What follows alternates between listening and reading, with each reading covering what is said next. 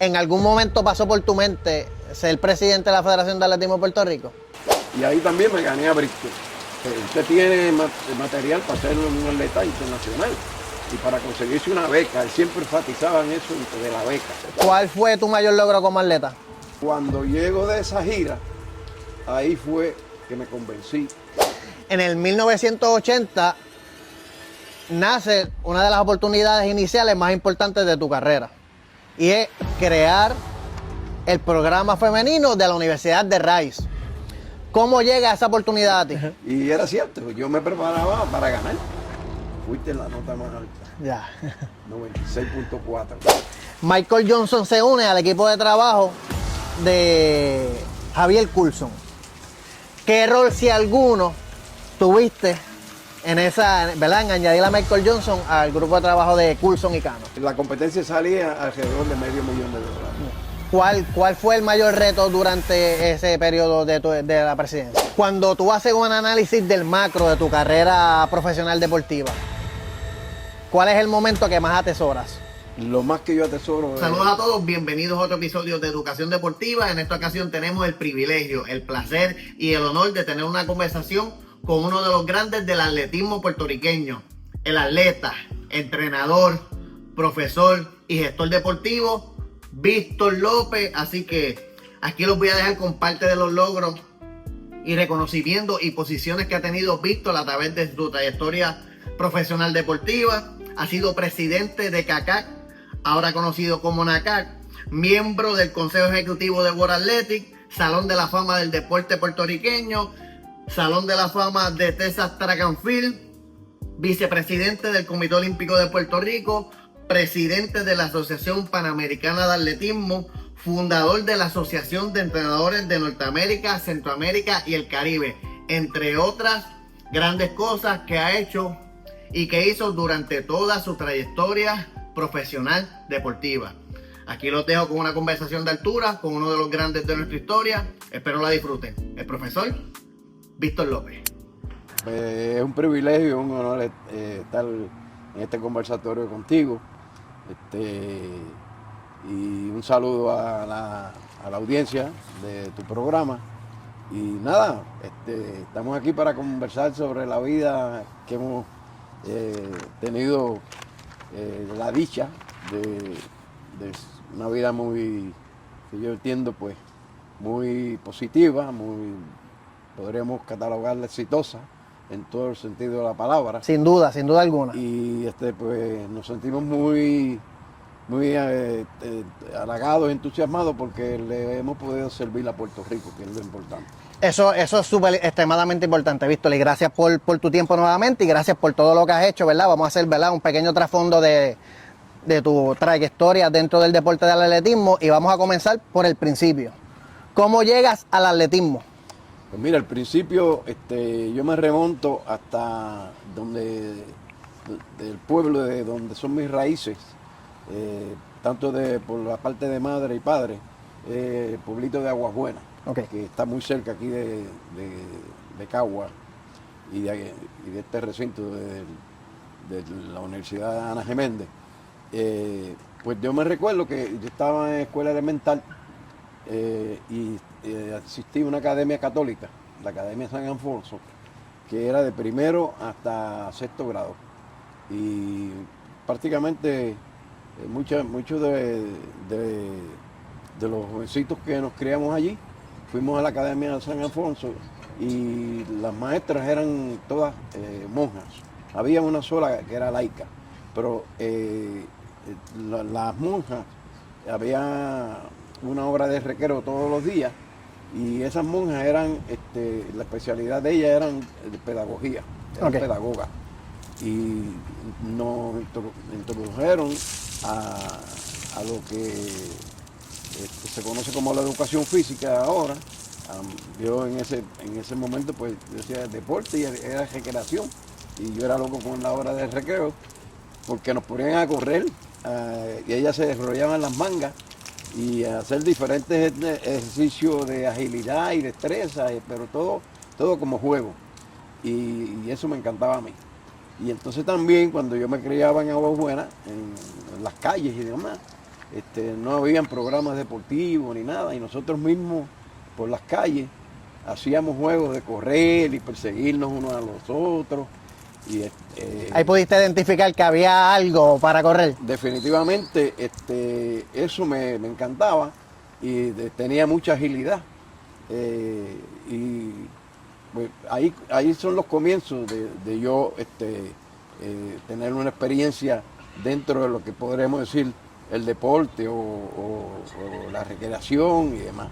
En Guabuena existía nada más en organización deportiva un equipo de clase A. Okay. Y yo iba a los juegos a ver a los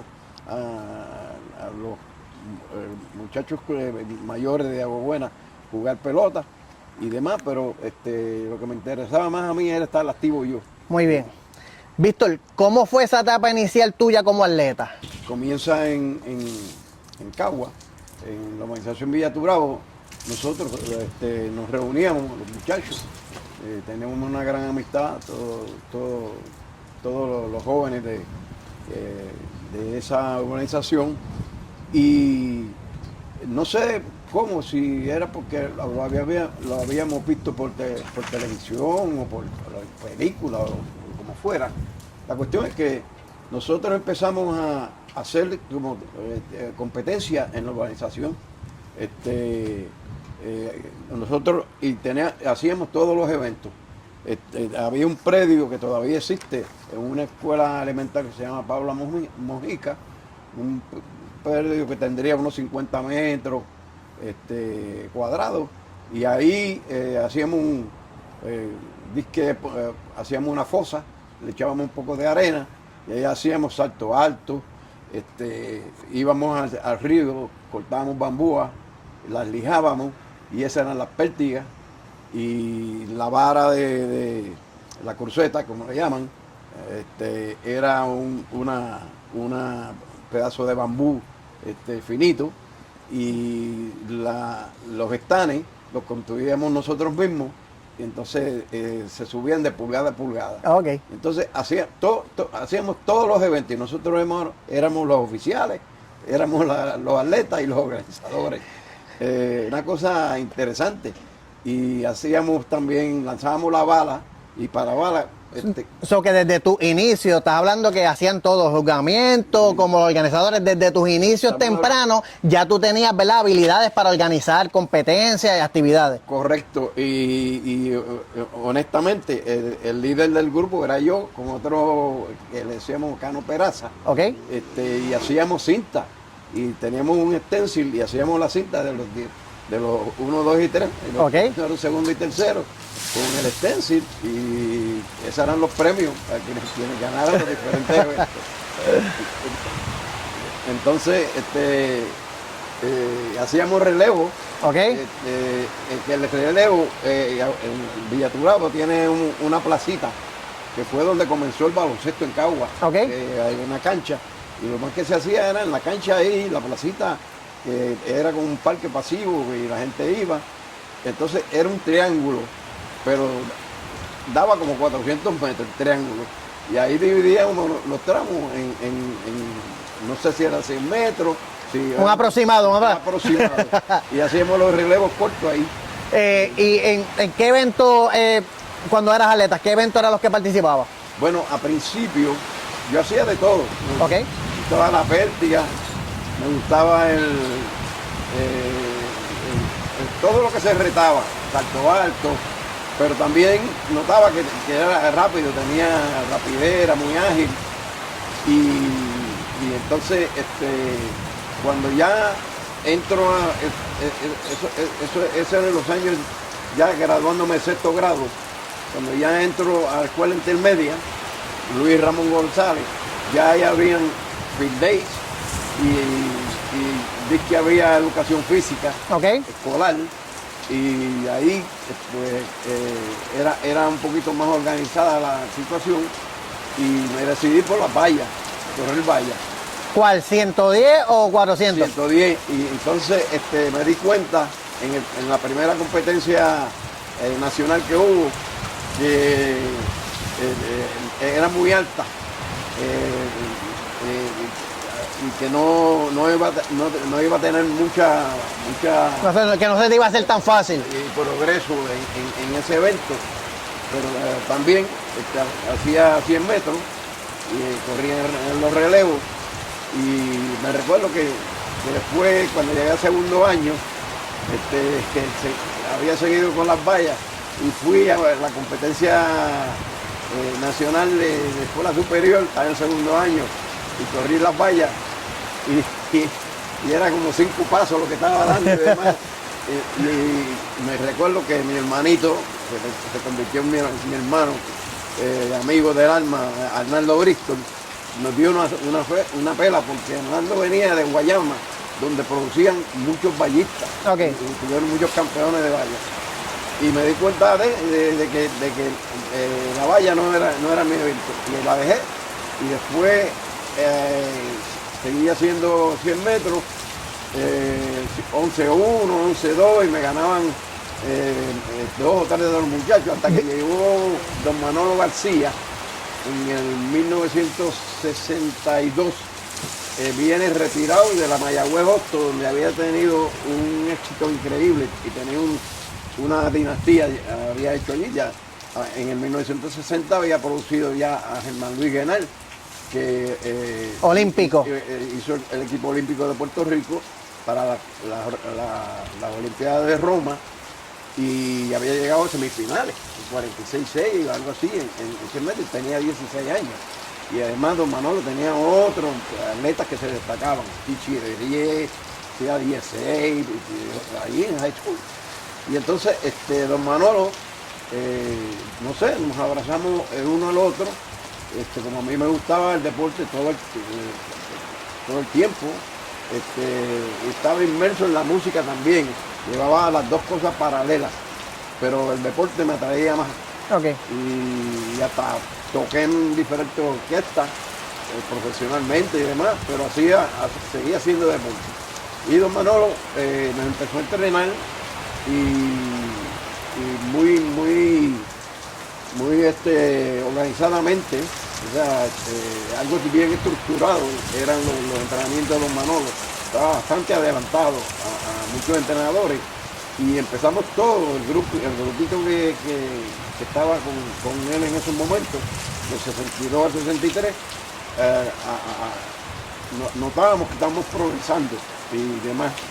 Pues haciendo un cuento largo, corto, yo terminé campeón de Puerto Rico, invicto ese año en 100 metros, haciendo 10-5. Una mejoría grande, sustancial. 10-5, y ganándome a Arnaldo Bristol en la pista del área recreativa que le llamaban en Guayama. Okay. Yo le gané con 10-5, y antes de eso habíamos hecho otro dual meet contra la High de Guayama, la Escuela Superior de Guayama, pero ahí se compitió en el Ina Calimano, que era un parque de pelota, y la pista era como, no era una pista, estaba marcada ahí 100 metros y demás, y ahí también me gané a Bristol.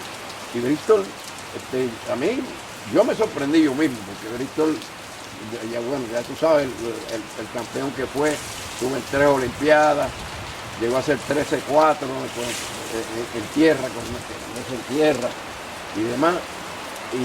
Pero entonces ahí yo noté, y me lo decía don Manolo, el profesor Manolo García, usted tiene material para ser un atleta internacional y para conseguirse una beca. Él siempre enfatizaba en eso de la beca. Y yo le dije, no, yo no sé si quiero estudiar, porque a mí me gusta la música. Y no, tiene que dejar la música en algún momento.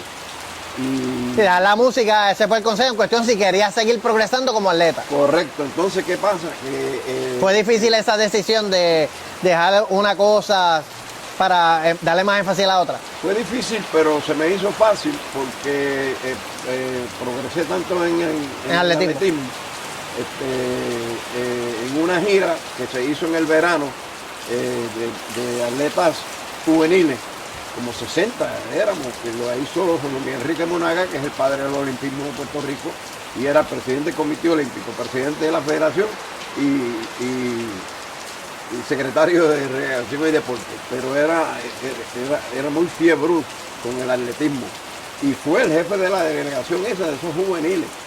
Y aquí vino un entrenador de Estados Unidos que él había traído en el 1962, Wilbur Ross. Y Wilbur dio clínica por muchas de las escuelas y enseñó a muchos de los instructores puertorriqueños técnicas y metodologías nuevas. Y don Manolo se aprovechó de eso. Además que don Manolo era muy educado, muy estricto, muy estructurado y una disciplina tremenda. Y cuando vamos a la gira, había un velocista que era que habían dos. Uno era Héctor González de Carolina, Perchi que le decían, que hacía 16, y también Domingo Apellani de Cataño. Entonces Domingo Apellani y yo empatamos en Panamá en una pista encharcada completamente porque llovió y era de una arcilla negra y estábamos todos pintados de negro porque era como si fuera pintura. Y ahí empatamos con 16, hicimos ahí en esa competencia. Fuimos a Guatemala y volvió y me ganó con 16 y yo 17. Y yo gané los 200 metros. Y terminamos la gira en México. Y ahí yo le llegué segundo otra vez a Pellani. Él hizo 16 y otra vez 17 yo. Y yo gané 200 con 21.3, me recuerdo yo. Entonces, en el relevo corto, hicimos 41.3, 41.5 y el récord nacional de los atletas adultos, los seniors, era que 41.3. Okay. Por poco lo rompemos. Rompemos el récord de 4%. ¿Cuál? Cuando llego de esa gira, ahí fue que me convencí. El deporte va a ser mi vida. Por encima de la música. Entregado y sin dejar de practicar la música en mi tiempo libre y de ser un amante de toda la música. La música y el arte van de la mano. Van de la mano con el deporte. ¿Cuál fue tu mayor logro como atleta? Mi mayor logro que yo la venero fue ganar una medalla de bronce en los Juegos Centroamericanos del Caribe en el 4% en Panamá. Nos ganó Cuba. Cuba tenía un relevo que ya había en el 68 llegado segundo, tercero en las Olimpiadas de México. Y yo le entrego el batón a Bristol. Y Jimmy Sierra era el tercer tramo por Colombia y yo era el tercer tramo por Puerto Rico y entregamos prácticamente juntos. ¿Y qué pasa? Que el tramo ancla de Colombia era Pedro Grajales, que era corredor de 400 metros, pero sí corría 100 y 200. Pero en el volante... En vuelo, era bueno. Era tremendo. Entonces, empatamos. Y como no había photo finish, nos dieron el mismo tiempo ya. 40.7. Y esa fue mi única medalla en eventos así internacionales, multideportivos de la Carta Olímpica, ¿no? Se me escaparon 2 Olimpiadas. En el 64 estábamos entrenando un relevo, Wilbur Ross, Bristol. Estaba Pipi Vizcarrondo, Jorge Vizcarrondo, y tenía como 16 años y un velocista tremendo de puerta de tierra. Enrique Montalvo, Domingo Apellani y se lo olvidó. Entonces teníamos de reserva creo que a Héctor González y estábamos entrenando en el Sisto Escobar, preparándonos para las Olimpiadas de Tokio en los 60 y estábamos muy bien. Y antes no había eso de eliminatoria, ni había marcas mínimas, ni nada de eso. Era quien en el país quisiera llevar. Y a última hora nos dijeron a nosotros que no íbamos. Ya. Y ahí se me tronchó el 64. La del 68, que estaba muy bien, porque estaba en el ejército, y José Enrique Arrará y Felicio Torregrosa, que era presidente del Comité Olímpico, lograron que me cambiaran las órdenes que me habían dado para ir para Corea. Ok. Corea era... De la milicia. Sí, yo estaba en el ejército, me habían llamado y no pude conseguir un diferimiento. Y tuve que ir. Julio Toro entró conmigo también, en el mismo grupo, Jorge García. Fueron un grupo de atletas destacados que el ejército no miraba ni quién estuvo. Sí, sí, no. Tenías que ir.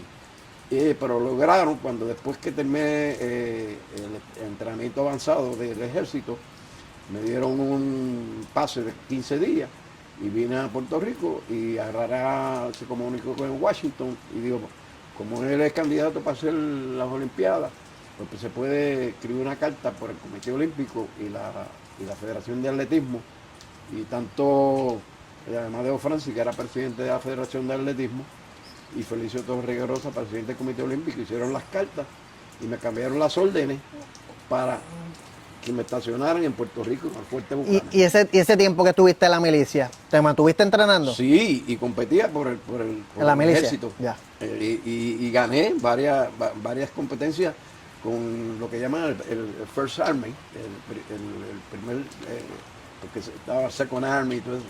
Tenían títulos, ¿no? Los ejércitos.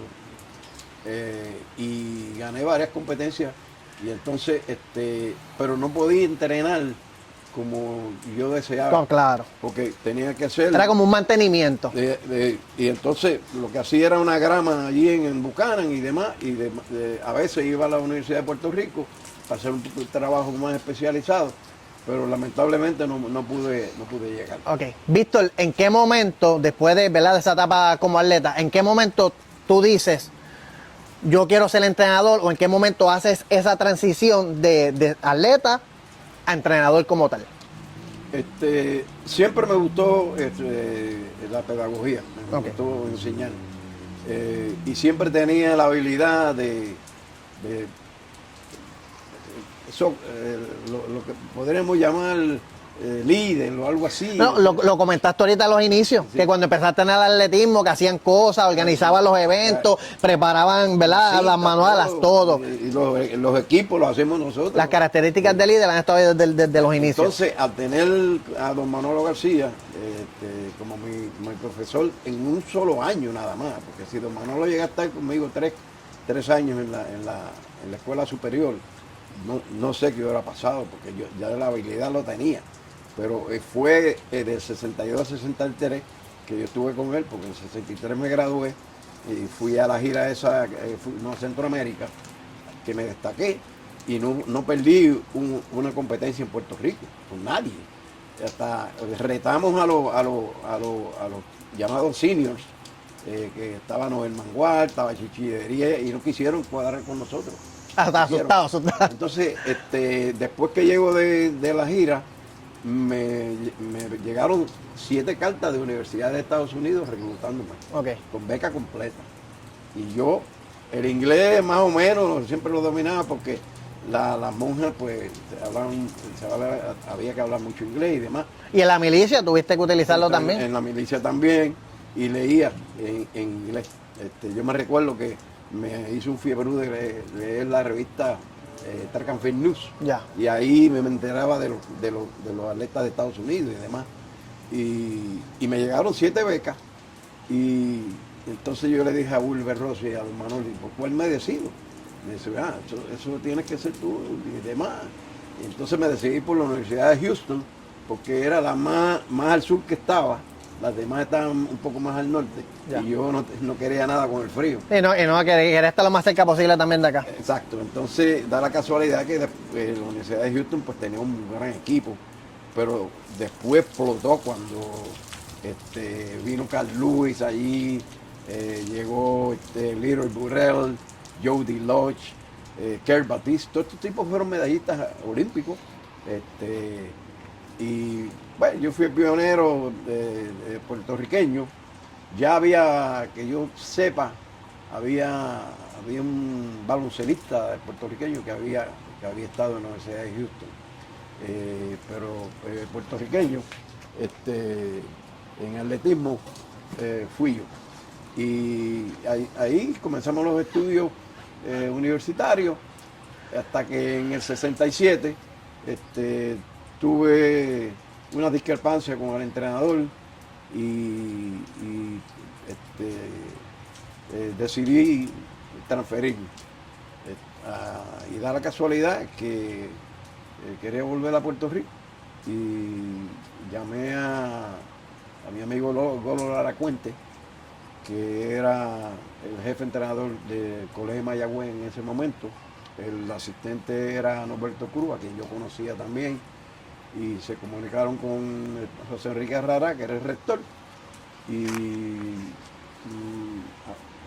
hablaron conmigo, y da la casualidad que Bristol, que estaba en la Universidad de Texas Southern, que era una universidad muy conocida en el atletismo en Estados Unidos, estaba en Houston también, la universidad, y él me dijo, si tú te vas, yo me voy también contigo. Y entonces hay una anécdota muy buena, porque el compañero de habitación mía de la Universidad de Houston era un prepa, como le dicen, en el primer año, no sabía español, hablaba inglés y hablaba su idioma autóctono, que era sueco, porque era de Suecia. Se llamaba Hakan Over, y Hakan me dijo, yo me voy con usted. Yo le dije, si tú no sabes español, me dijo, pues aprendo.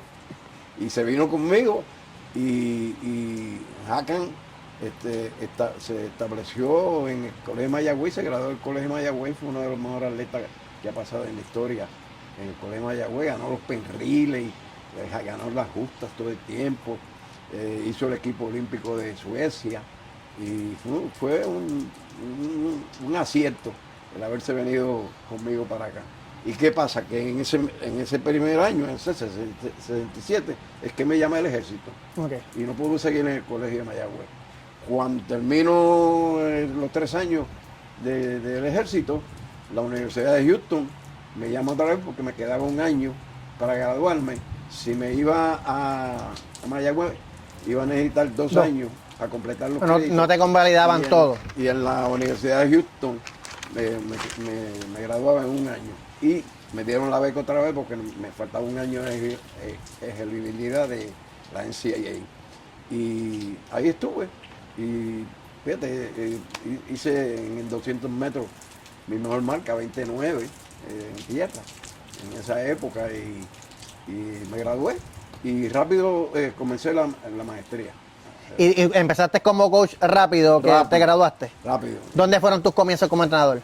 Como entrenador fueron en una escuela elemental, que no diría entrenador, pues eran maestros de educación física y de hecho prohibían que se compitiera. Okay. Y fue de un gran piloto que hizo el Distrito Escolar de Houston, con 5 maestros que nos graduamos de la misma clase de la Universidad de Houston, todos con especialidad en niños y escuela elemental. Okay. Entonces, el Distrito Escolar de Houston, que es uno de los más grandes de Estados Unidos, quería ver si aprobaban que se estableciera un programa de educación física para escuelas elementales, pero ellos querían ver antes los resultados del plan piloto. El plan piloto fue un éxito tremendo.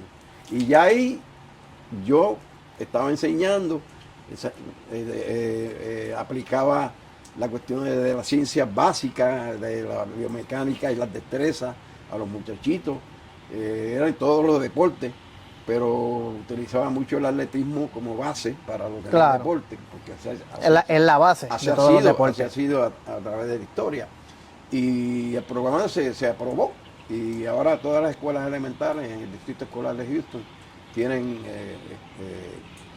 deporte escolar y educación física, porque no es solamente deporte y competir y demás, sino es la educación física, preservar la salud, cuestión de disciplina, crear una actitud positiva, la inclusión con niñas y niños, todas esas cosas que son vitales detrás de lo que es la pedagogía deportiva y la educación física. Y esos fueron mis primeros pasos como entrenador. ¿Qué pasa? Que después que yo terminaba en la escuela elemental, me iba a la Universidad de Houston y yo era voluntario, estudiante, entrenador voluntario del equipo de la Universidad Sí, y de Houston. asistías allí a los entrenadores. Exacto. Y entonces, en el 1973 recibo otra llamada de José Enrique Herrera y me dice que hay una universidad en mi pueblo, Cagua. ¿Dónde estamos ahora mismo? Donde estamos ahora mismo, que en realidad no es Cagua porque la jurisdicción de Cagua, el punto límite es el río que pasa aquí al lado del Turao. Pasas el puente y estás en Cagua, y pasas el puente para acá y estás en Gurabo.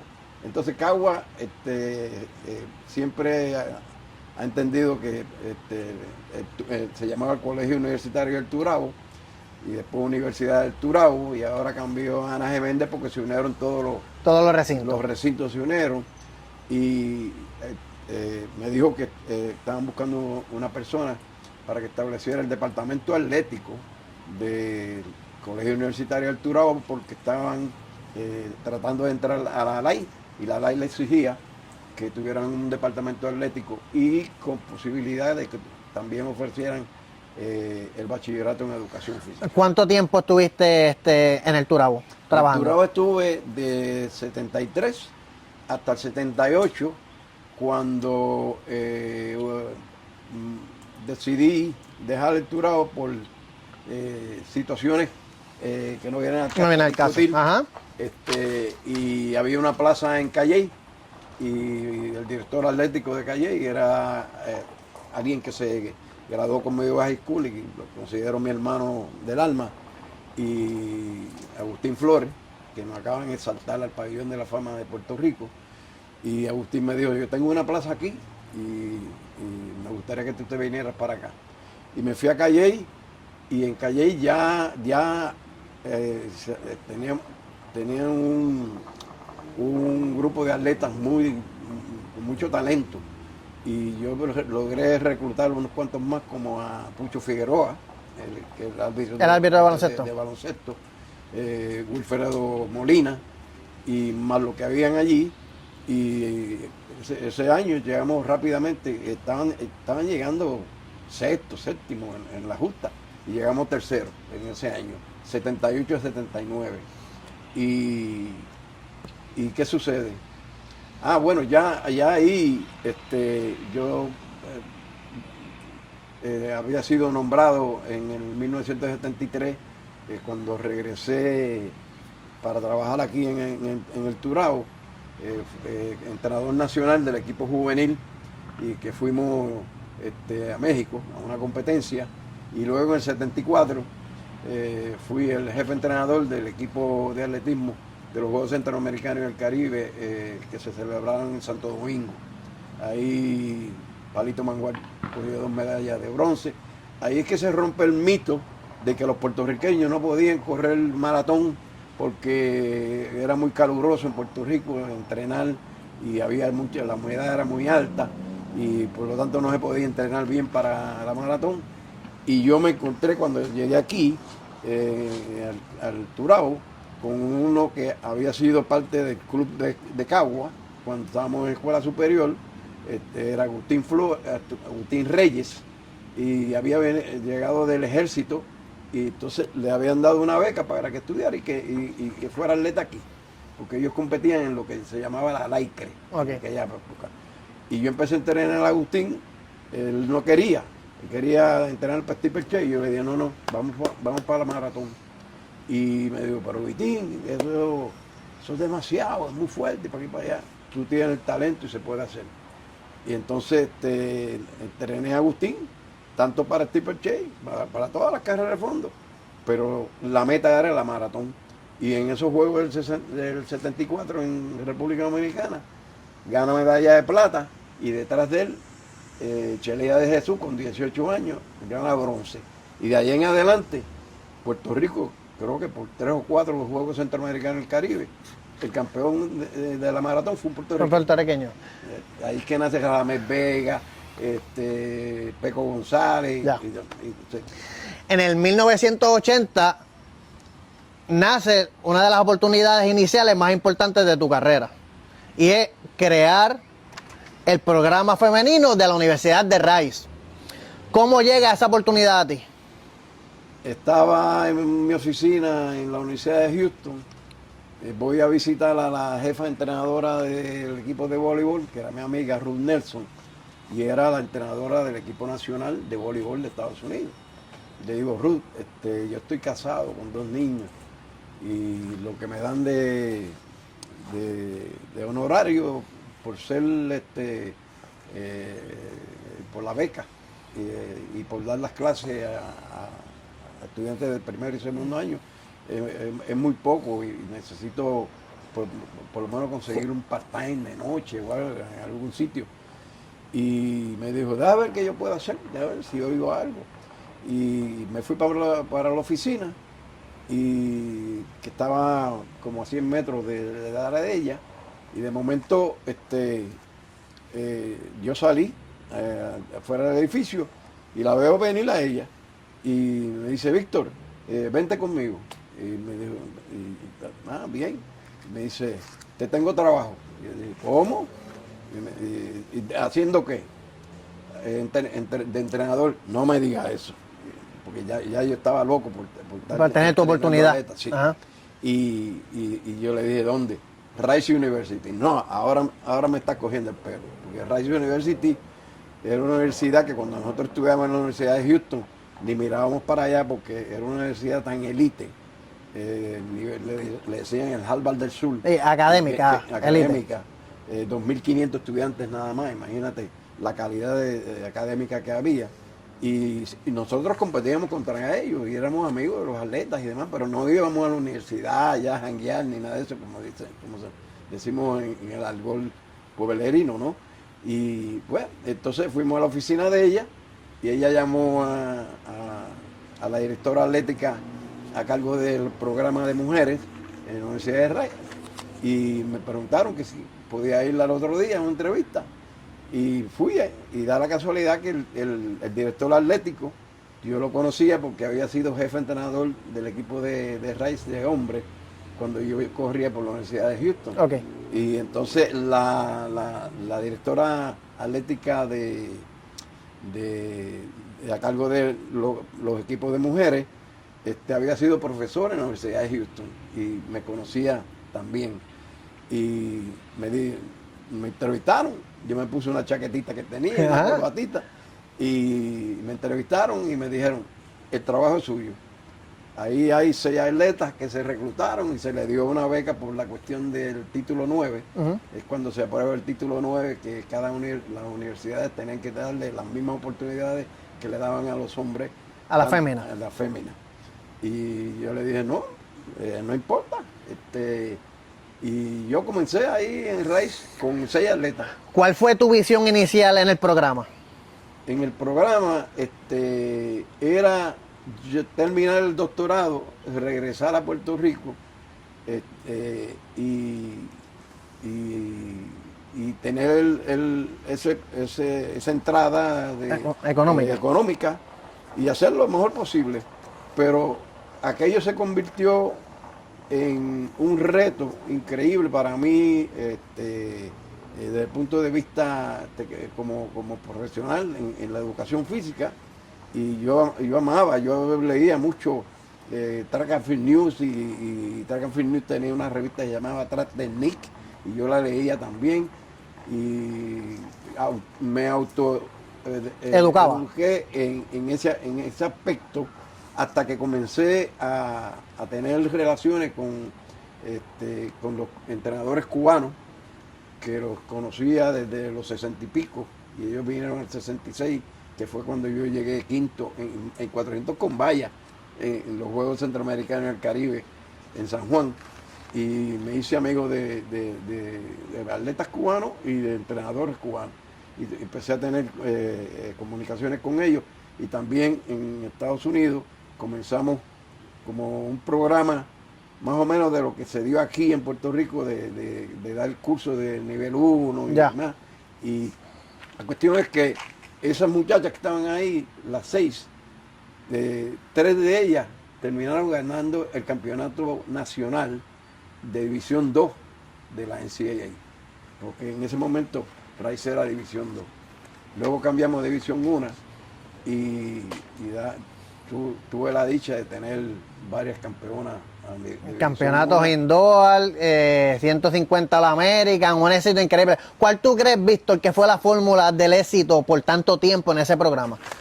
La fórmula tuya para tener en Rice. Bueno, definitivamente, si tú hablas con las atletas mías, ellas le decían a las demás, en competencia no mires a Víctor la cara, porque tiene la cara de que va a pelear. Y era cierto, yo me preparaba para ganar. Y entonces yo diseñé mi propio sistema, pero bien estructurado, pero basado en los conocimientos y las experiencias de otros. De otras personas. Se le podían llamar los gurús del atletismo en aquella época, tanto europeos como cubanos, como de Estados Unidos. Y logramos acumular toda esa base de datos. Y entonces, según iba pasando el programa, yo iba desarrollando mi propio sistema, porque todos los atletas no son iguales. 100%. Y no vienen de la misma experiencia. Y yo hice el sistema mío de Rice University. De hecho, tengo unas datas y unos resultados de una investigación que hicimos sobre los multisaltos y la pliometría, basado en mis atletas de Rice, que usé 3 de ellas y presenté eso en un simposio que hubo, y causó un poquito de sensación con algunos de los compañeros que ya eran grandes entrenadores, pero usaban tímidamente la pliometría. Hay que saber dónde usarla, cuándo usarla. Claro. Y la cantidad y qué tipo de saltos tú usas. Y me alegré mucho de la jornada de estudios que hubo el pasado domingo, de que se está usando en Puerto Rico bien y con mucho sentido. Definitivamente. Rice está tan y tan agradecido de lo que tú hiciste por la universidad como el programa que formaron, ¿verdad? O el Víctor López Classic. ¿Cómo te enteras y cómo tomas esa determinación de ellos, ¿verdad? De honrarte de esa manera. Jeffrey, eso fue, si se va a clasificar, le podría calificar como un escándalo. Es que mi esposa y yo habíamos jurado, ella ya llevaba 30 y pico de años, 38 años como maestra. Y ya yo iba como con los años de aquí, los 30 de Rice y el año de 5 de aquí, 6 más 36 y los que tuve en el ejército y demás. Yo llevaba mucho tiempo ya como entrenador y quería pues regresar a Puerto Rico y honestamente, con toda sinceridad, a cuidar de los viejos míos y enterrarlos. Ya. Y así fue. Y Evelyn lo mismo con su madre. Su padre había fallecido ya. Y cuando yo anuncié eso, o se lo dije a la directora del departamento, rehusó aceptar de mi retiro. Y todo el mundo entonces me llamó. Me escribió el presidente de la universidad, doctor Marcus Gillis, y me escribió una carta muy elocuente y me dice: nosotros necesitamos que esté 20 años más aquí. Y yo le contesté, le dije que ya yo había tomado esa decisión. El director atlético, que era muy amigo mío, Bobo Bimei, porque había sido entrenador,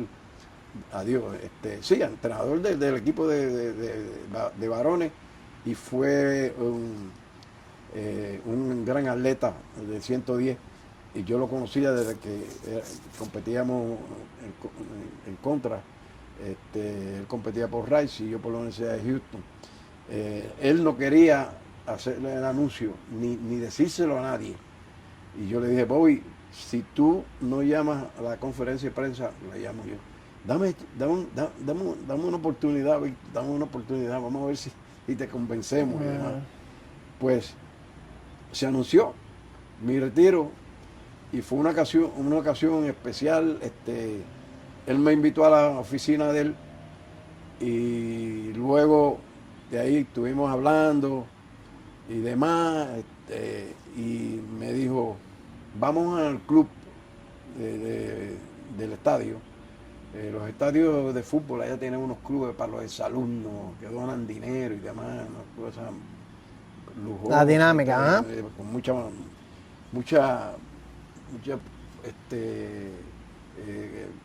¿cómo se llama? Memorabilia de todos los equipos, del Salón de la Fama y demás.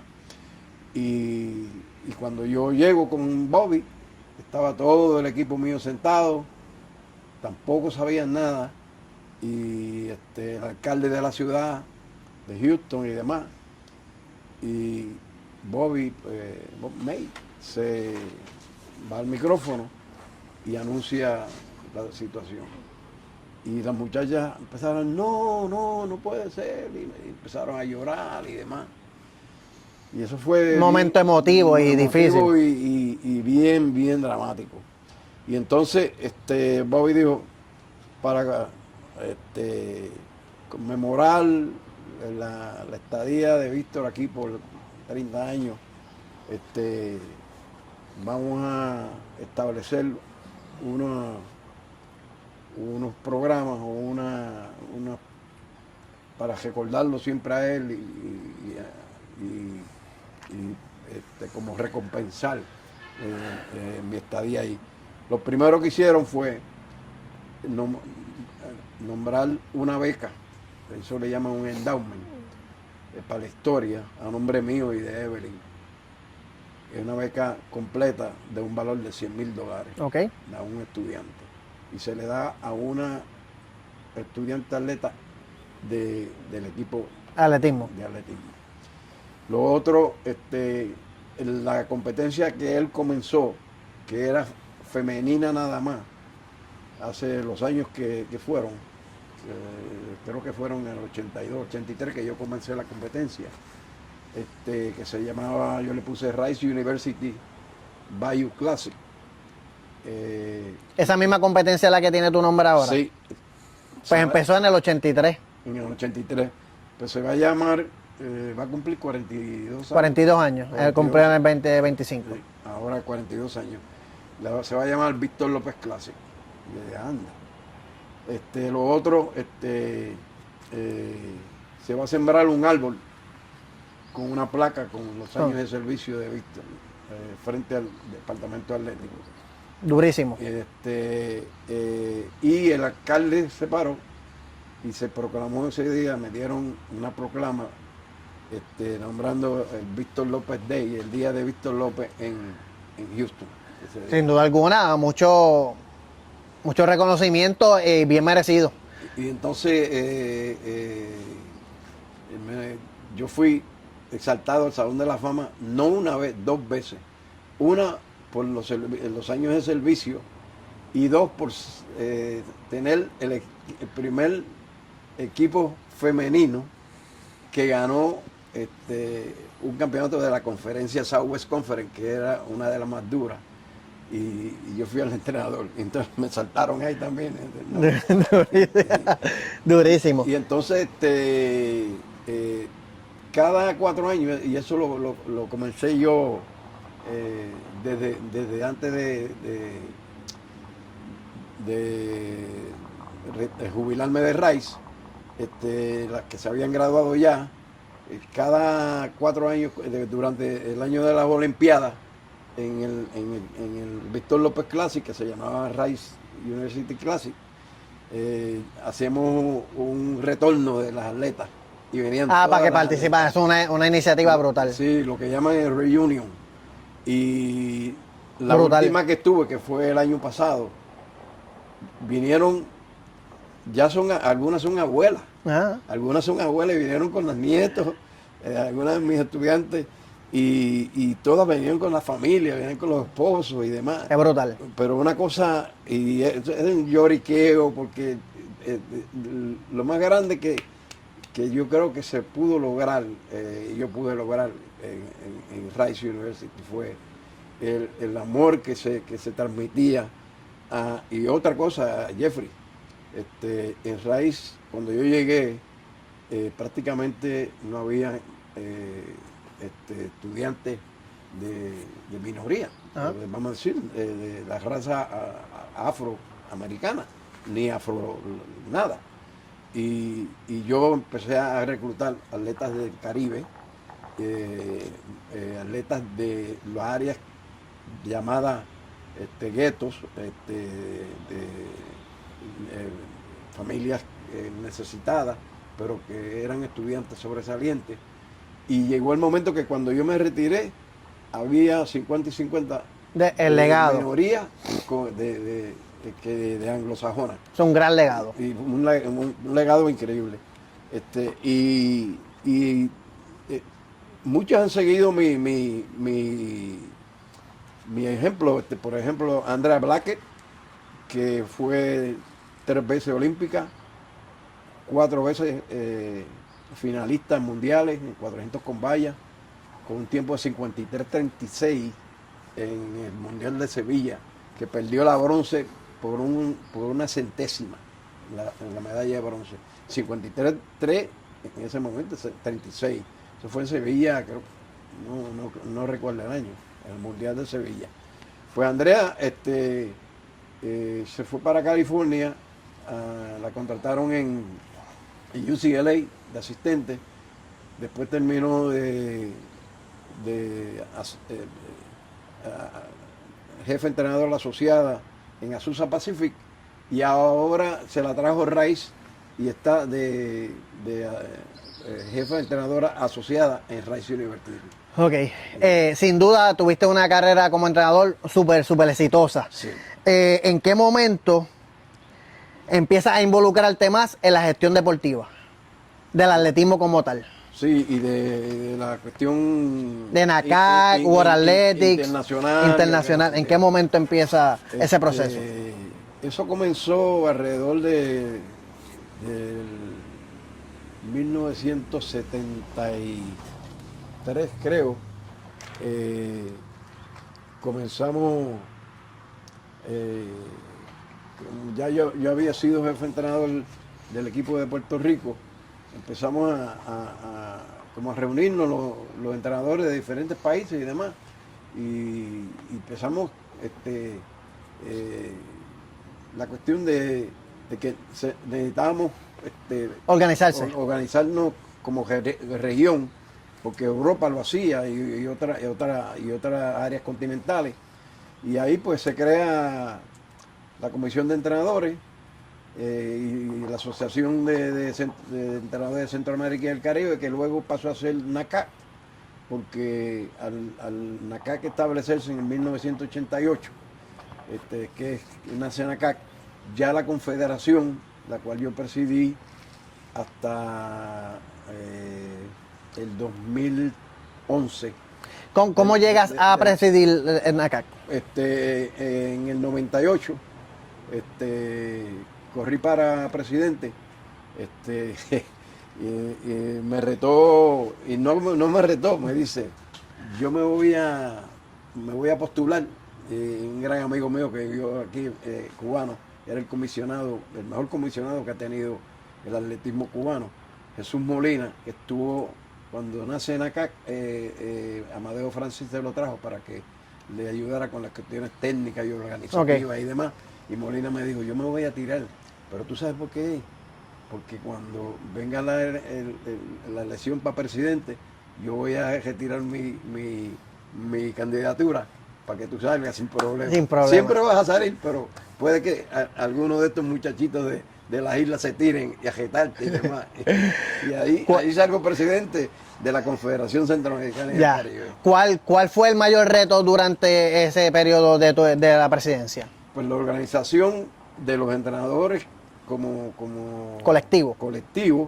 y los cursos, porque ya en el 80 y pico se había dado un mandato por el presidente que había, que era el doctor B.J. Notech, que fue uno de mis mentores en el sentido de como líder y demás, y terminó siendo viceministro de Bahamas.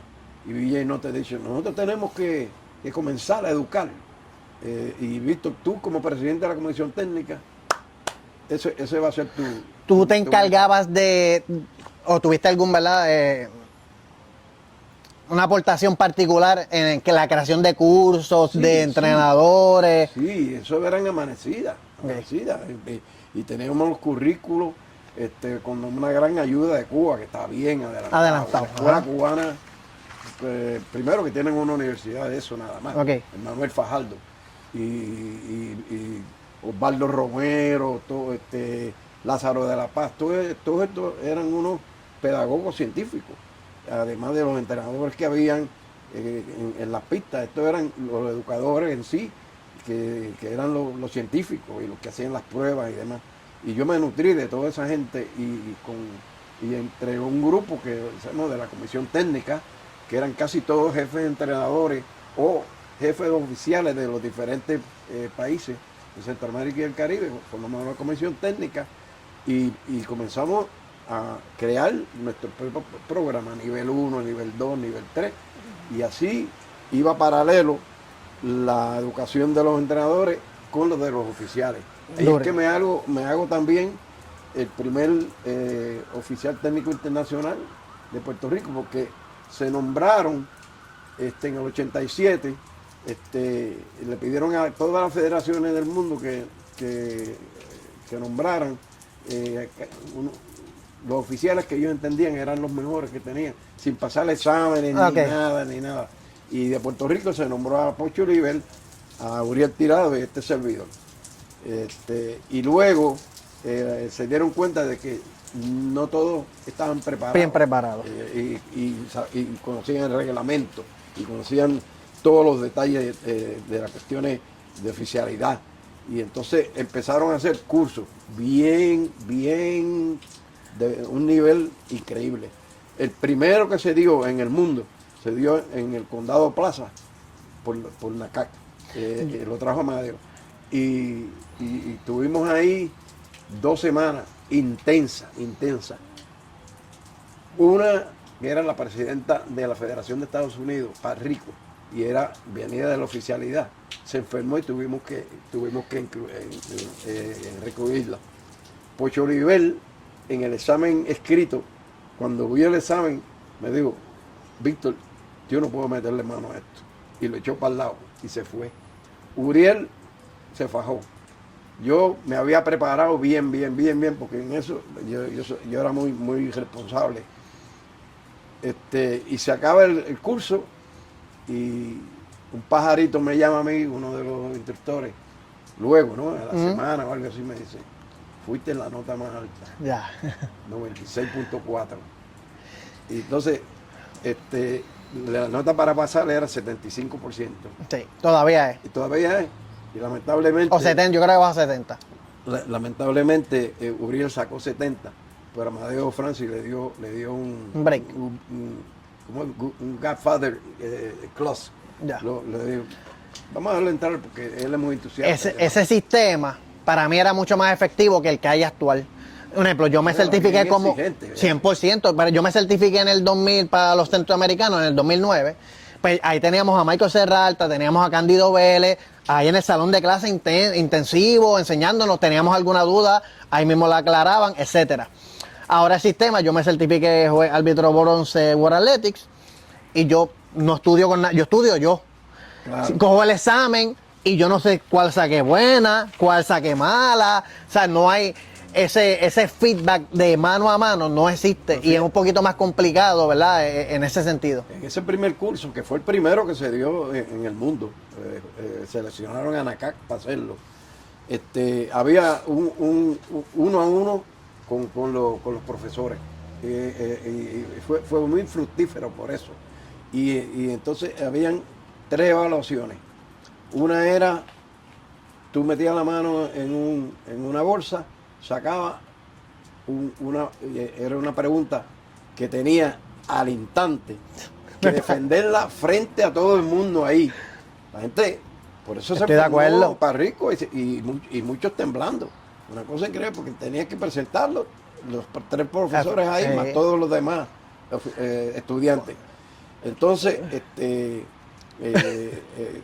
el examen escrito, aquellos unos problemas de empates de pértiga. No, son complicados.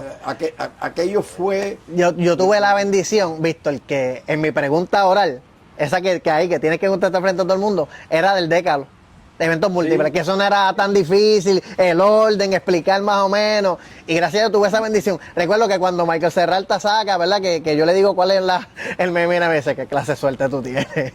Porque era un poquito más fácil esa de defender. A mí la oral frente a todo el mundo, ahí sin prepararme ni nada. Fue de un caso de un atleta que empujó a uno por allá, que fue de que regla la aplicaba, y quién tuvo la culpa, y quién te explican todo ese tipo de cosas. Y el escrito, había un ejercicio de un empate de pértiga. Complicadísimo, complicadísimo. ¿Quién gana aquí? ¿Quién ganó? O sea, Mira, Víctor, ¿cuál fue tu rol principal dentro del Consejo de World Athletics? Bueno, yo fui el único. Ahora creo que se va a revivir el presidente desde el 2004 de la Comisión de Entrenadores. Ok, brutal. Yo era miembro del consejo ya. Yo fui muy respetado. Fue una gran experiencia porque eran 20 y pico de miembros del consejo, ¿sí? 4 vicepresidentes, el presidente, el director ejecutivo, y yo tenía que reportar en todas las asambleas y en todos los congresos, las convenciones. Tenía que hacer un informe sobre la comisión de entrenadores, que cuando hacen la reforma en el 2019, la reforma de la Constitución, eliminaron prácticamente todas las comisiones, incluyendo de la mujer, nosotros, los entrenadores y unas cuantas más, y se dieron cuenta, yo lo había advertido, se lo dije al presidente COU, le digo, tú mismo dices que sin entrenadores no hay atletismo, siempre que vas a las reuniones nuestras. ¿Cómo van a eliminar la comisión de entrenadores? Que son los que viven en la pista con los atletas. Que son los que los desarrollan. Pues ahora están estableciendo la comisión de entrenadores otra vez en una forma diferente. Cada federación o cada área nomina. Entonces los evalúan allá y demás. No es por elección, que en el pasado tú eras electo. Como fue el caso mío. Okay. Y no sé, no sé si, no he visto que lo hayan anunciado, pero van a ser 14 miembros. 2 de ellos tienen que ser miembros del Consejo Ejecutivo de la World Athletics. Ok.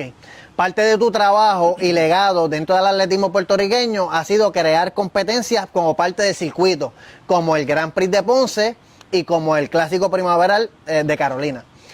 ¿Cuán retante es hacer una competencia como esa? Fue súper beneficiosa para atletas como yo, que participé brutal por mucho tiempo. ¿Cuán retante y difícil, complejo es hacer una competencia de ese nivel, esa envergadura? Bien retante y bien dificultoso, porque como, por ejemplo, el Primaveral no es una competencia profesional, pero yo lo quería hacerla atractiva para que vinieran durante el periodo de primaveral, que le dicen el Spring Break, en la Universidad de Estados Unidos, que es una semana libre que ellos tienen, y en el atletismo no se puede parar el entrenamiento por una semana. Claro. Entonces lo que hace es que se van a diferentes sitios a entrenar, y nosotros lo hacíamos en el RICE, y cuando estaba en la Universidad de Houston lo hacíamos cuando yo era atleta activo, Y yo dije, contra, esto puede ser tremendo en Puerto Rico, porque Puerto Rico es atractivo. Y entonces esa fue la idea. Y comenzamos con universidades nada más. No había juveniles ni nada de eso.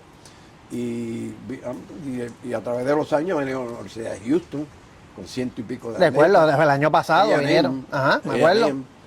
El Rice yo lo traje 2 veces. La selección de Dominicana. La selección dominicana, o sea, lo hemos abierto, yo diría que para darle más oportunidad, porque se ha convertido en una competencia muy atractiva, de buen nivel, con muchos espectadores, yo dije, pues, me pidieron el comité de juveniles y demás, y Carolina, de que incluyera algunos eventos juveniles, y se han incluido los juveniles también. Y en el pose el Grand Prix, lo retante y lo complejo que pasa en una competencia de ese nivel. En el caso de Grand Prix, el primero que yo hice se llamó Carolina International Classic, y ese fue el más retante porque nunca se había hecho, y se consiguieron unos dineros a través de la ANACAC. El municipio ayudó y pudimos conseguir algo de algunos auspiciadores. Entonces, ese mismo año, que fue el 2006, que fue el primero, se celebró el Iberoamericano en Ponce, me acuerdo. Ponce, y fue un éxito tremendo. Y el grupo de voluntarios por Ponce, que fue el que organizó el Ibero, me pidió que me llevara la competencia para Ponce y que no tenía que preocuparme por el dinero. Y yo dije, ay, gracias a Dios. Ese dato, a mí se me olvidó ese dato. Porque la competencia salía alrededor de $500,000. Yeah. Y 490 y pico, 480 y pico, por ahí, $500,000. Y además, el trabajo voluntario del grupo que tenían en Ponce, en mi caso también. Y bueno, fue un éxito. Desde el 2007 que comenzamos hasta el 2015, que creo que fue el último que se hizo, porque la Asamblea Municipal de Ponce le cortó los fondos que ellos aportaban, y ya se le hacía un poco difícil, porque eran como, en el caso de la Asamblea eran como $250,000, $300,000.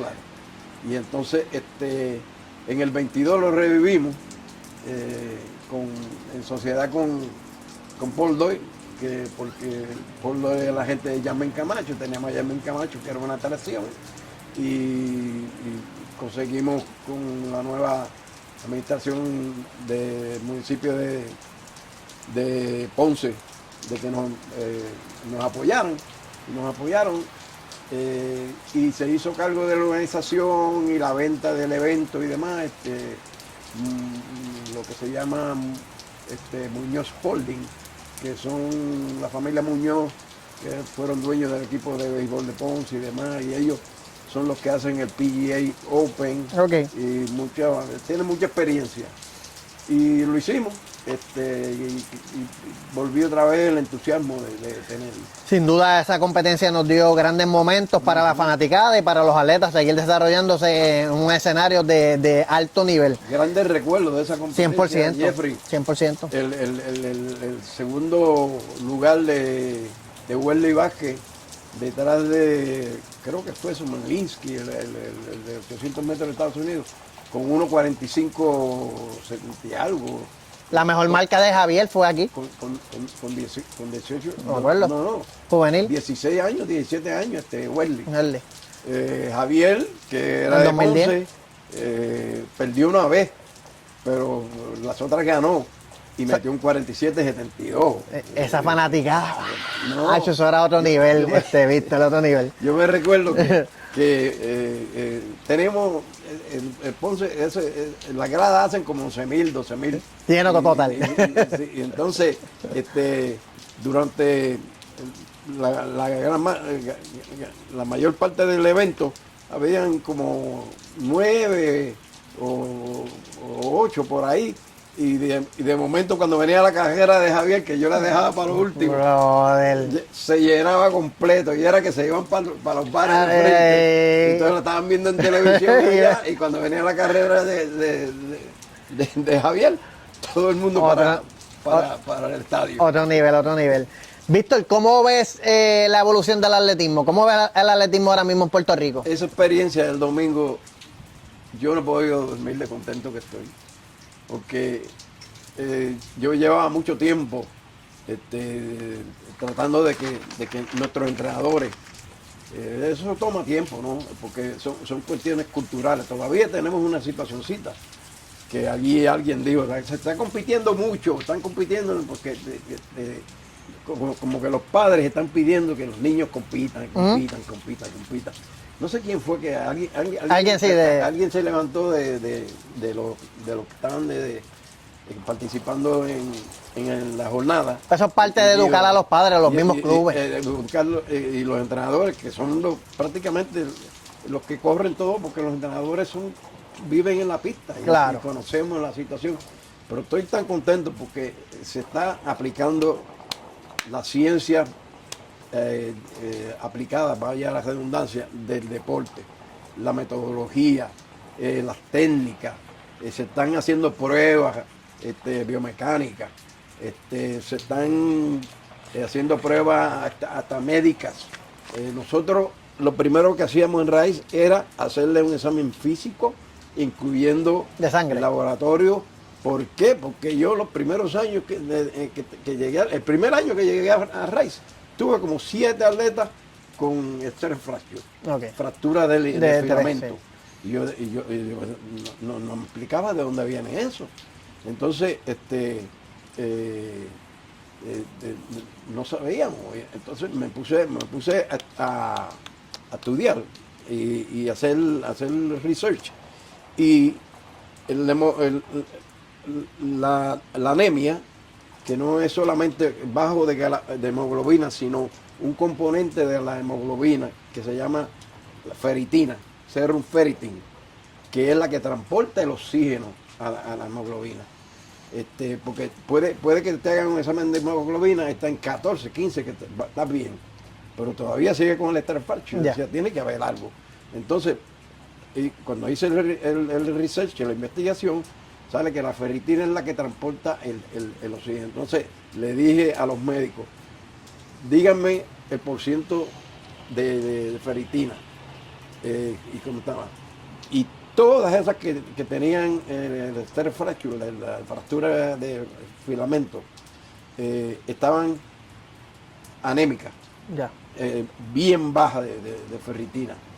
Entonces, ¿qué hicimos? Empezamos a darle hierro líquido a las atletas, desde un principio, desde que llegaban. Y llegamos a controlar totalmente la stress fracture. Lo logramos controlar. Durísimo.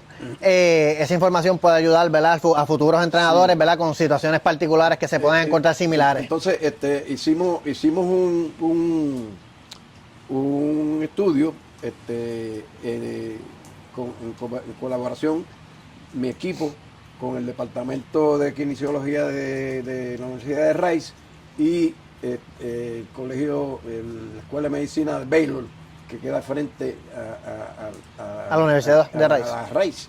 Entonces hicimos una sociedad y empezamos a hacer investigaciones, y da la casualidad que la falta de ferritina y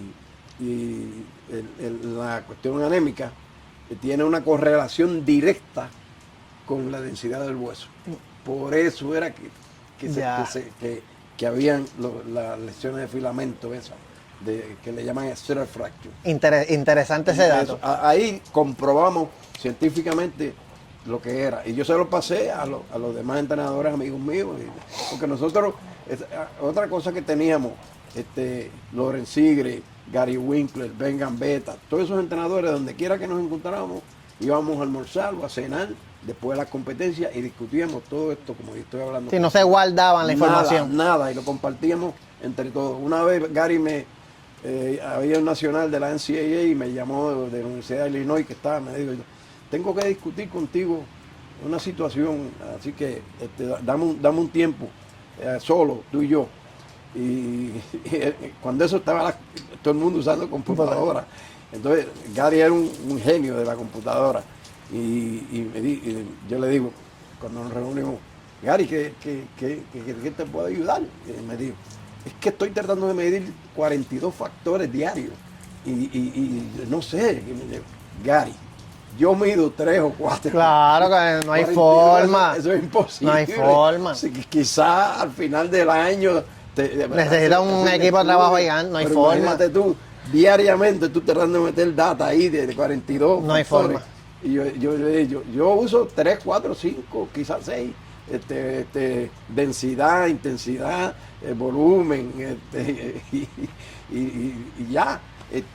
Entonces la cuestión psicológica, pues, observando y demás. Claro. Pero tú quieres medirla hasta cuando va al baño y todo eso, no puede ser. No hay forma. Mira, Víctor, ¿en algún momento pasó por tu mente ser presidente de la Federación de Atletismo de Puerto Rico? ¿Tú sabes qué me ha pasado? Sí. Que sí. De hecho, hasta esta semana hablé con Evelyn eso. No lo voy a hacer, ya a mi edad, yo voy a cumplir 83 años y ya pasé con el segundo vicepresidente del Comité Olímpico por bastante tiempo, que fue muy gratificante y demás. Pero es que el deporte de atletismo es un deporte de masificación, es un deporte de masificación y se necesita tanto dinero para tú tener todos los equipos nacionales que nos representan y demás. Y honestamente, en Puerto Rico no hay ese dinero en el Comité Olímpico, te lo digo yo porque conozco el presupuesto del Comité Olímpico. Claro. Y en la federación que más dinero se le da de parte de los fondos del Comité Olímpico es atletismo. Porque no es tan autosuficiente con auspicio externo. Es complejo. Mucha gente habla, ¿verdad?, desde afuera y señala ciertas cosas sin la información correcta y completa.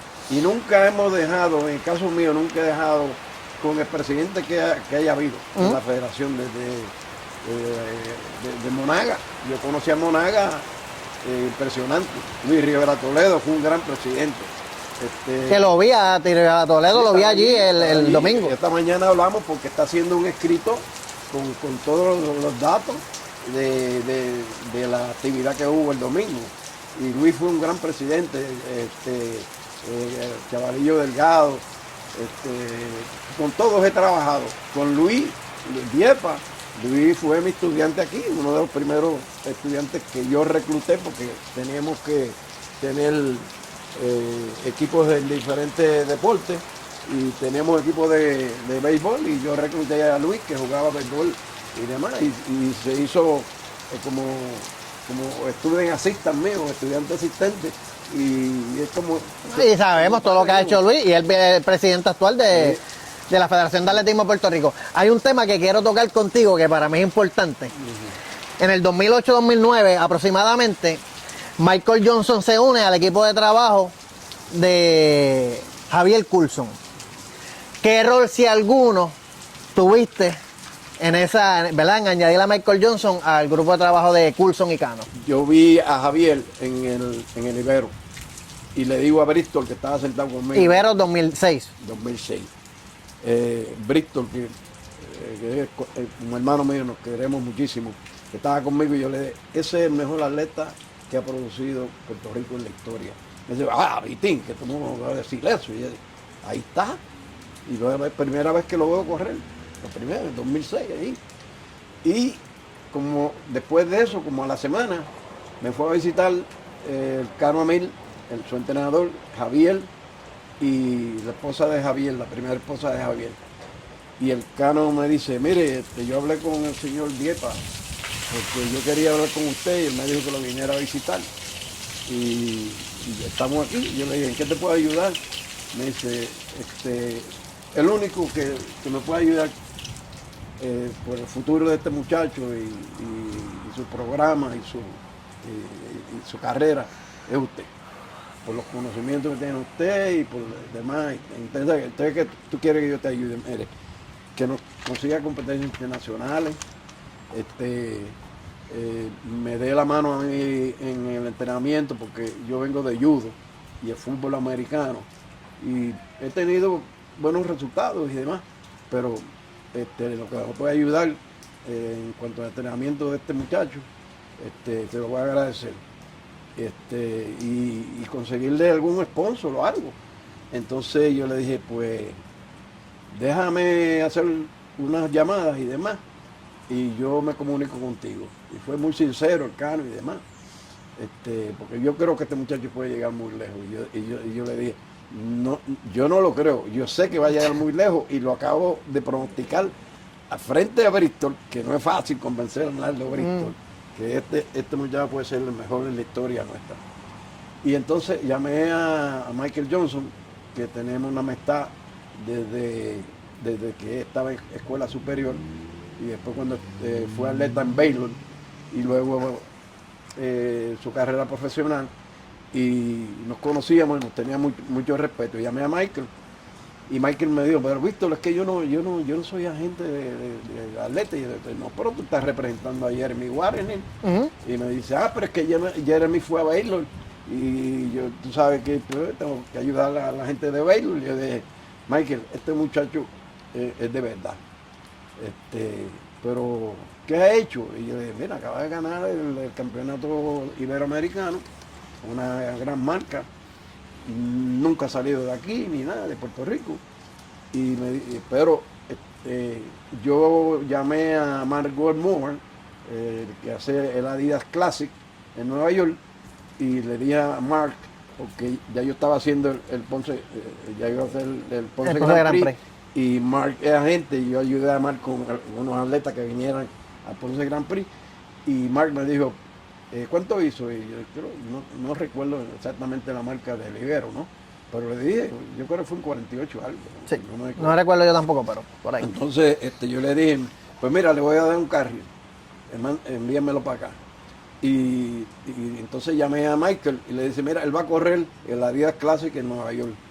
Y yo espero que haga algo que sea meritorio para que tú lo representes. Y entonces Michael, el asistente de Michael, era Dion Minor. Las historias son increíbles. Dion se casó con una de mis mejores atletas, que fue atleta olímpica y mundialista por Estados Unidos, que me la recomendó para que la reclutara mi mujer, porque estudiaba en la escuela superior Bel de Houston, y Evelyn veía a esa muchacha y decía, tú tienes que reclutar a esa muchacha, y yo le dije, pero si es que ya lo que salta 18 pies en salto largo, ¿cómo yo voy a dar una beca completa en rayos esa muchacha? Entonces, un cuento corto, largo, corto, Dion, que era corredor de 400 metros, en el mismo tiempo de Michael, se hizo asistente de Michael. Y entonces Michael me dice, yo voy a enviar a Dion Minor a Nueva York para que vea el atleta tuyo y demás. Y entonces da la competencia y Coulson gana. Ahí creo que hizo 48-3. Y Dion me mandó un texto rápido y me dijo, the guy is for real, el muchacho de verdad. Yo le dije, yo te lo dije, claro, que tenía talento. Y ahí me llama Michael, eso fue sábado, y me dice, los quiero el lunes aquí en Dallas. Y yo, de sábado para domingo, saqué pasaje para mí, para Cano y para Javier. Y alquilé un apartamento en un hotel y una van, y ahí se le hicieron una serie de pruebas a Javier en el centro que tiene Michael, que es de entrenamiento, pero bien científico. Tiene sí, el centro de alto rendimiento que tiene allá en Texas. Y entrena muchos futbolistas, entrena muchos jugadores de béisbol y baloncesto profesionales. y entonces tienen todos los equipos que te puedas imaginar científicos. Y le hicieron todo a Javier, y donde único salió un poco que necesitaba mejorar era en la fuerza. Flexibilidad bien, todo lo demás. Y era trabajo de fuerza y demás, porque Javier altísimo, que 6'6" mide Javier, ¿no? Y entonces era flaco. Y entonces Michael nos dijo, pues vamos a reunirnos. Ya Michael había preparado un contrato, y dijo, pero le dio la cartilla al grupo, ¿no? Además a Javier y a Cano. Le dijo cómo él esperaba que se comportaran como atletas profesionales, que él los representaba, Claro. y demás. Y ahí se firmó el contrato con Michael. Entonces da la casualidad que en el 2007 es el Campeonato Mundial de Berlín, y ya Michael estaba trabajando con las diferentes compañías. Adidas más o menos estaba interesada, pero no se fueron de lleno. No se fueron de lleno. Entonces el día antes de la final fuimos a la casa Adidas en Berlín. De hecho fue Evelyn y yo y Michael y Javier estaban allí, y entonces el Cano también, y Spencer, el que está a cargo de Adidas, nos dice, bueno, lo que están pidiendo es un contrato serio. Si vamos a ver cómo lo hace mañana, Y ahí decidimos. y ahí decidimos. Y entonces Javier agarra la plata, y rápido Spencer llama a Michael antes de que otra compañía le llamara, y nos dijo, arranquen para acá. Y Michael me llama y dice, vamos para la casa de Adidas que vamos a firmar el contrato. Ya está. Y firmó el contrato, y ahí conseguimos un restaurante cubano que estaba al lado, y nos fuimos a almorzar el Cano, Javier, Evelyn y yo, A celebrar. a celebrar. Cuando tú haces un análisis del macro de tu carrera profesional deportiva, ¿cuál es el momento que más atesoras? ¿De lo que hemos hablado hasta el momento o cualquier otro momento particular? Bueno, los años de Rice fueron muy significativos por la formación del ser humano, de todas esas mujeres que pasaron por mis manos. Yo creo que eso es importante. Yo también entrené muchos varones aquí en Puerto Rico, y allá en Rice entrené algunos. Vino un canadiense que ganó los Panamericanos en Río. Río 48 algo. Pero todas las muchachas que yo recluté, quizás algún caso o dos, que no se adaptaron, pero yo no tuve algo sorprendente, que yo cuando decían las cosas de los campeonatos que ganamos en Rice, que fueron muchos, los honores que tuve de coach de la NCAA, coach de la conferencia del año, todos esos galardones y demás. Lo más que yo atesoro es que en Rice yo tuve 100% de graduación. Eso es importantísimo. Y nada fácil de médica, abogada, ingeniera. Víctor, 100%. y para mí eso es lo más importante cuando tú bregas con estudiantes atletas universitarios, tener ese balance, porque a veces nosotros queremos reclutar a los mejores atletas, ¿verdad?, que hayan disponibles, y no pensamos en que posiblemente yo voy a tratar a estas atletas porque tiene un buen rendimiento, pero posiblemente en esta universidad no se va a graduar. Sí. Y nosotros debemos formar, ¿verdad?, ciudadanos de bien para el futuro, además de que tenga buenos resultados en la pista, también que se gradúen, que sean ciudadanos de bien y profesionales. Y se puede hacer. Se puede, porque ya académicamente ellos se exigen, los atletas. Y si uno le sigue también en la pista o en el campo, eso se transfiere y hace un balance. Porque el ser humano ve que puedo producir en las dos áreas. Estoy 100% de acuerdo y yo respeto eso grandemente. Eso son de las cosas que más satisfacción me han dado a mí, que más orgullo he tenido. Y también el haberme mantenido activo hasta el momento todavía, pasando lo que yo aprendí y las experiencias mías a otras generaciones, a otros compañeros. O sea, yo me recuerdo cuando yo di el primer nivel 1 aquí, no me recuerdo qué año, fue en el Escobar, y después las sesiones eran en el Comité Olímpico, las sesiones en el salón de teoría y las prácticas en el Escobar. Uno de los estudiantes era Carlos Guzmán, y de ahí Carlos se enamoró de la cuestión académica y de la enseñanza de la cuestión del entrenamiento y demás.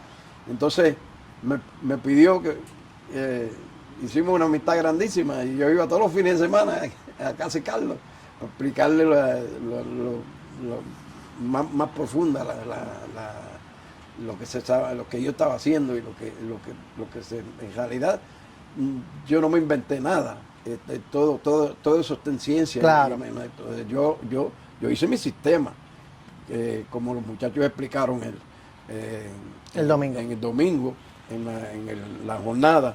Entonces tu sistema, y tú sabes qué volumen, qué intensidad y la densidad del entrenamiento y todo eso, y los periodos y los demás, de acuerdo al sistema donde tú estés. Claro. Y si estás en una universidad, si estás en escuela intermedia o escuela superior. Pero la gran satisfacción ha sido eso, crear seres humanos y de gran valor. Y haberle aportado a Puerto Rico los conocimientos que yo he tenido, y a la región de Centroamérica y el Caribe. Es gratificante cuando ahora mismo estuve en Tokio en el Mundial, y la amistad de 50 años, 60 años, invitándome un café, vamos a desayunar y demás. Ahora mismo hay algo que me tiene muy, muy orgulloso, y es que una que fue mi atleta, que yo la recluté, ella vino como voleibolista a raíz, pero entonces yo me la robé del equipo de voleibol y la hice heptalista y lanzadores jabalina y demás. Se ha convertido en la mejor juez de salida del mundo, Elisa Ferdinand, que empezó en el Víctor López Classic. Ahí empezó ella a juzgamiento, a dar salidas y demás. Y hemos hablado y comentado y demás, y yo le mido el tiempo entre el set y el disparo, y ella me llama después de la jornada y me dice, ¿cómo estuvo? Y yo le digo, estuvo muy bien, en una te pasaste, y por eso aquel se meneó. O sea, porque si te mantienes consistente entre 1.7 a 2, por ahí, los atletas somos inteligentes, porque yo era así, yo estudiaba al juez de salida. Y si yo veía que él era el número de salida que tiraba menos de 1.5, ya yo tenía que estar preparado. Pero si me daban 1.7 a 2, ya yo me mantenía ahí firme y demás. Y se han hecho estudios de eso, y ella me los ha pasado a mí, muy interesante. Ok, Víctor, ¿cómo ves el atletismo a nivel mundial con los cambios, ¿verdad?, que ha propuesto Sebastián Coe? Bueno, lo de tener relevo mixto de 4x100 que se va a implementar pronto, el relevo mixto 4x4, los diferentes cambios, carreras, competencias en la calle y todo ese tipo de cosas. Tú sabes que lo de los relevos mixtos, la competencia que nosotros nos inventamos o creamos en la Confederación Centroamericana y del Caribe para las edades de 10, 11, 12 y 13, que son eventos múltiples adaptados a esas edades, ¿Ya eso pasaba? Sí, lo hicimos, los primeros que hicimos relevos mixtos fuimos nosotros. Brutal. Porque eran dos niñas y 2 niños por cada equipo, por cada país en las 2 divisiones. Entonces, las 2 niñas y los 2 niños hacían el relevo mixto de 4x100. Y eso fue un fenómeno, eso causó sensación. Y después lo implementaron a nivel internacional. Y ahora creo que en las Olimpiadas... Creo que las próximas van a empezar con el 4x100 mixto. Sí, y también van a tener atletismo todos los días de las Olimpiadas. Eso lo vi también. Sí, eso puede ser atractivo. No, yo he tratado de pensar cómo harán las mezclas de los... Pues yo pensaba que dentro de lo que pasó con Sydney, unas teorías en el programa que hacemos los live con Jan y eso, después de lo que hizo Sydney, que posiblemente iban a acomodar el calendario para que ella pudiera correr 4 lisos y 4 con vallas. Posiblemente hacer ese, ¿verdad? Ese hito, pero no lo hicieron así. No. Los eventos confligen. Ahora creo que con esto esa es la idea, ¿no? Y que también puedan hasta hacer el relevo. Claro, pero un ejemplo, creo que hubo quejas cuando salió lo del itinerario porque las 3 rondas de 100 metros son el mismo día también. No, eso es muy fuerte. Entonces, pues nada, hay ciertas cosas particulares que pasan en ese proceso. ¿Tú sabes algo que me siento... Eso no se le da publicidad porque eso no se le da publicidad. Pero algo que yo traía desde que yo estaba en la comisión técnica, yo estuve mucho tiempo en la comisión técnica de la IAF en aquel momento, de la World Athletic, y yo como entrenador, muchos venían de la oficialidad y muy pocos veníamos, y era un proceso de elección para tú entrar a la comisión técnica. Y da la casualidad que pues yo logré estar todo el tiempo, ¿no? Nunca fallé en ser electo. Y traje rápidamente como una propuesta a que se eliminara la zona de 20 metros de aceleración. Porque yo expliqué desde el punto de vista de entrenador, ningún entrenador de relevo exige que se pase el batón en los primeros 20 metros. Por lo tanto, denle los 30 completo, que se cambió. Y que pasen donde sea. Estoy de acuerdo. Y entonces yo le dije... Fue un cambio acertado eso. Sí, pero los europeos me cayeron arriba. Me dicen, no, porque tienen que correr 100 metros. Y yo dije, ninguno corre 100 metros, exacto. Unos corren menos y el más que corre, creo que el del segundo tramo. Claro. Entonces, le dije, se van a eliminar 16 jueces. ¿Okay? Porque tú tienes que tener 2. En la presona tenías uno, en la entrada y en la salida. Exacto. Vas a eliminar los dos de la presona, de los 20 metros, eso de cada tramo. Y vas a eliminar gente dentro del campo. Y los atletas que cambien donde quiera. Y eso surgió cuando yo enfaticé mucho la situación que luego... Sí, parece que dijeron, vamos a eliminarlo porque en realidad no funciona. Fue en el 4% de las Olimpiadas de Río que Justin Gatlin toca el batón en la persona esa, en la zona de aceleración, en la raya saliendo. No lo tiene agarrado todavía, pero inició el contacto. Ya inició el contacto. Y yo le dije a Abby Hoffman, yo estaba en el jurado de apelaciones, y le dije a Abby, mira ese video, Abby, ¿tú crees que es justo que se elimine ese muchacho? Sí, pero... Y me dijo, eso tienes razón, Víctor, pero la regla es la regla. No, 100%, pero tuvieron que eliminarlo. Ajustes de entrenamiento y yo creo que eso fue una decisión acertada, ese cambio particular. Nosotros en realidad, lo que yo cuando era entrenador, para mí, usar 25 metros. Claro. Porque ya el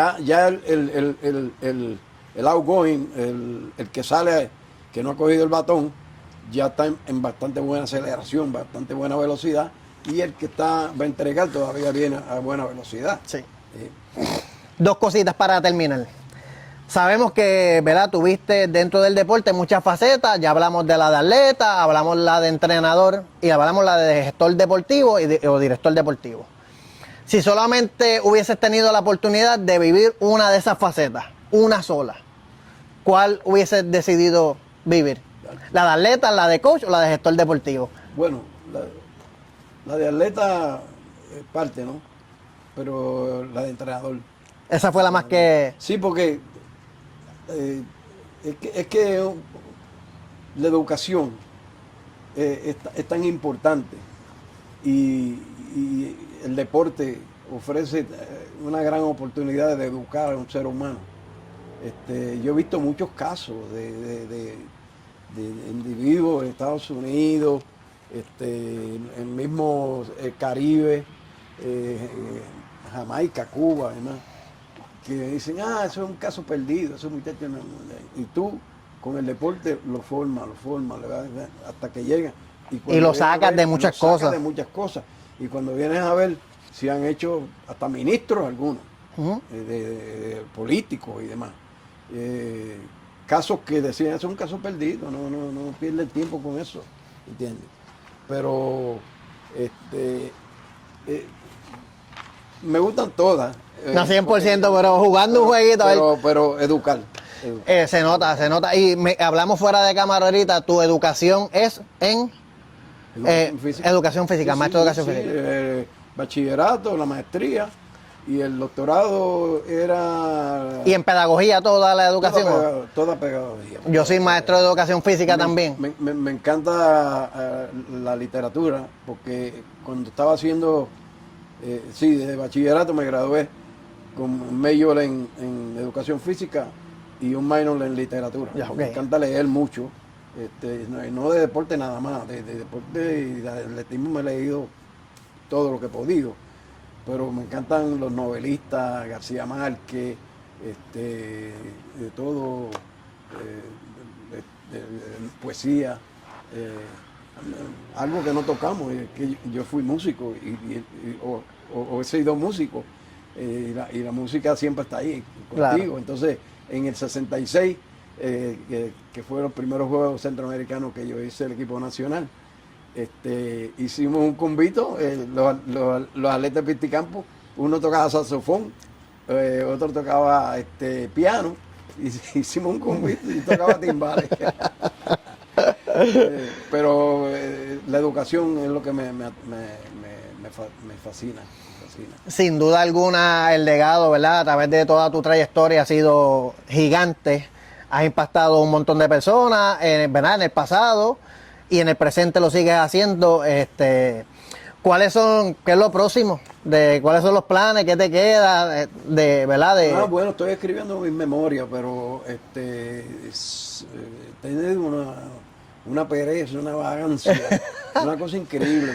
Porque antes yo me levantaba a las 2 de la mañana, cuando estaba estudiando el doctorado y después estaba en Rice, me levantaba a las 2 de la mañana con una idea y rápido la plasmaba. Pero ahora para sentarme, y voy por el 1979, porque soy tan meticuloso que quiero escribir todo lo que me viene a la mente.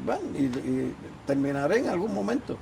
Estoy buscando a alguien que me ayude, algún literato, algún escritor que me dé la mano para que me organice la cosa. 100%. Pero en eso estoy.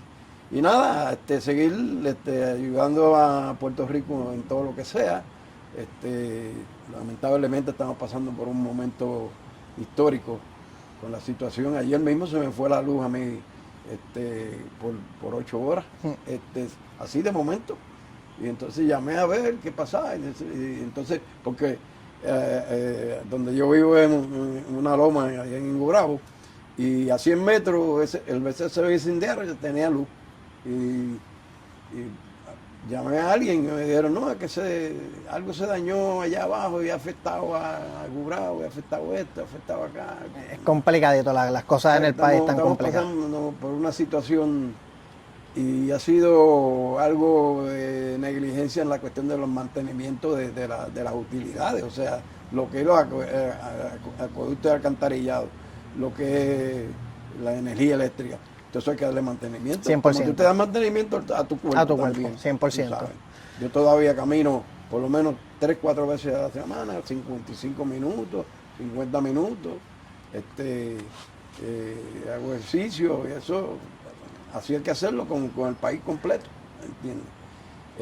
Pero seguir colaborando especialmente con el atletismo, que es mi deporte que más me fascina, y mantener el ímpetu que hay, darle la mano a la federación y a todo el que esté envuelto en el deporte del atletismo, porque el atletismo, como es de masificación, puede influenciar tanto desde niño, porque se corre desde niño. Yo te conté cuando yo empecé que contábamos las bambúas para saltar y que pértiga y demás, que buscábamos un chino, una bola, una piedra así en el río, y eso era la bala, el lanzamiento de la bala. Y o sea, se puede hacer desde niño hasta las edades los máster ahora. Hay máster de 90 y pico de años haciendo todavía. Todavía haciendo, sí. Definitivamente. Pues en eso estamos, Jerry, y quiero aprovechar para felicitarte por el interés que le ha metido a la cuestión de la oficialidad, porque una buena competencia no se puede dar si no hay buenos oficiales. 100%. ¿No? Buenos oficiales. Y algo que yo he exigido mucho desde que creé la de Rice en el 83 y el Ponce Grand Prix y el clásico. Y el clásico primaveral, ha sido la disciplina, y Michael Serrata, que ha sido mi juez árbitro, director técnico en muchas de ellas y muchas internacionales. Yo le digo, te estoy midiendo. Si pusimos el relevo a las 6:45, el 4x4, se cierra la competencia a esa hora. Y hemos logrado bastante de eso. Sí, me consta, ¿verdad? Que ese trabajo y que eres meticuloso en esos detalles particulares. Nada, para mí siempre ha sido un honor y un privilegio formar parte de las competencias. Michael siempre me hace los acercamientos y siempre ¿verdad? Que saco tiempo para poder dar mi aportación y mi granito de arena en cada una de las competencias para que sean exitosas. Sí, sí. Yo, a nombre de la comunidad de atletismo de Puerto Rico y mundial, agradecemos, ¿verdad? A nombre de ellos hablando, toda la gestión, ¿verdad? Toda la aportación que has hecho por el deporte del atletismo de Puerto Rico y a nivel mundial y de nuestra región, porque yo sé que ha sido muy grande toda tu trayectoria, es que pudimos hablar, ¿verdad? Ciertas cosas particulares. Y 100% agradecido por tu tiempo de tener esta conversación conmigo y que la gente pudiera conocer parte de tu trayectoria, que es bien extensa, aquí la resumimos. Gracias, Jeffrey, y estamos a tus órdenes, así que cualquier cosa, no escatimes en tocarla en nuestra puerta. Seguro que sí, agradecido. Educación deportiva, atletismo, anota el dato.